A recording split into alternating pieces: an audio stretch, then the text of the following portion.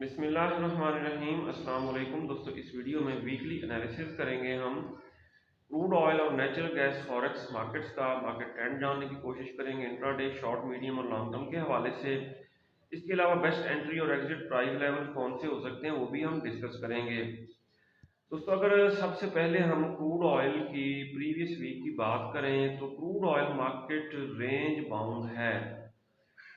यहाँ पे मैं आपको दिखाता हूँ, ये मैंने सेल का जोन ड्रा किया था क्योंकि H4 के टाइम फ्रेम में यहाँ पे ये देखें बेरिश इनगल्फिंग बनी थी, और ये मैंने सेल का लेवल बताया था। मार्केट ये देखें सेल के लेवल से कितनी डाउन आई, यहाँ तक डाउन आई लेकिन उसके बाद अप क्लोज हुई, 76.55 के आसपास क्लोज हुई। उसकी रीज़न ये है कि रशिया ने धमकी लगाई कि हम जो है एक्सपोर्ट में कमी कर रहे हैं,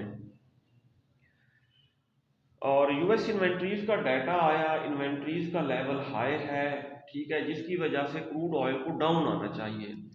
लेकिन रशिया की जो थ्रेट है या धमकी है उसकी वजह से इसको अप होना चाहिए, ठीक है। ये दो किस्म की सूरत हाल पैदा हो गई है। अब हमने करना क्या है कमिंग वीक। दोस्तों, ये सेल के जोन से यहाँ से भी ये मार्केट आ सकती है डाउन।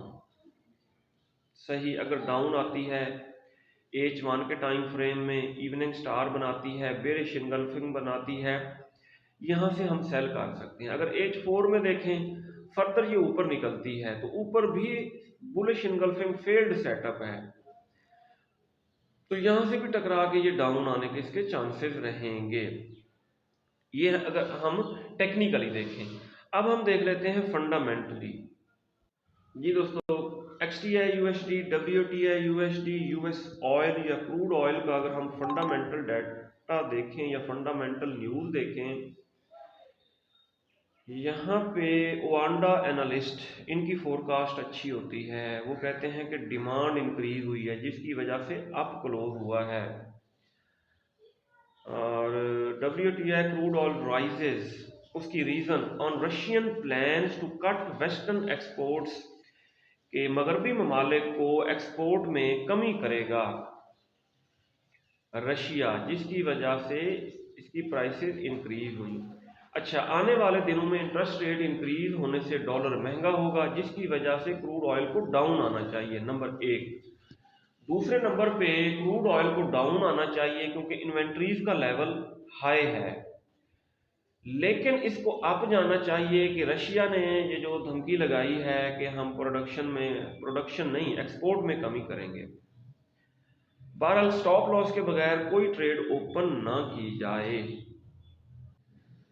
जी दोस्तों, अगर हम नेचुरल गैस को देखें तो 2.12 यहाँ पे इसने लो लगाया, लो लगाने के बाद ये अपने इंडिकेटर वगैरह सेट करने के लिए अप हुई, और अभी तक ये जो रेजिस्टेंस है 2.68 इससे बिलो क्लोज हुई है।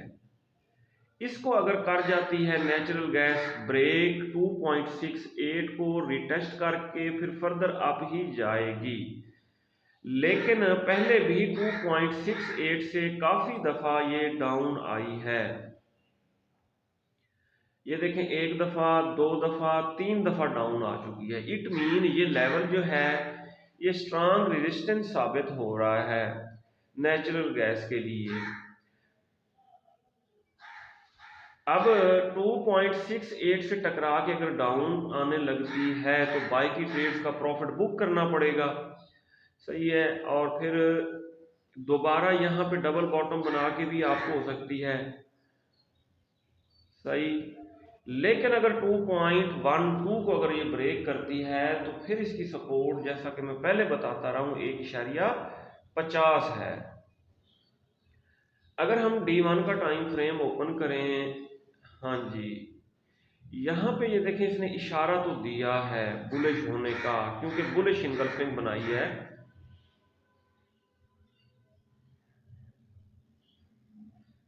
ये देखें,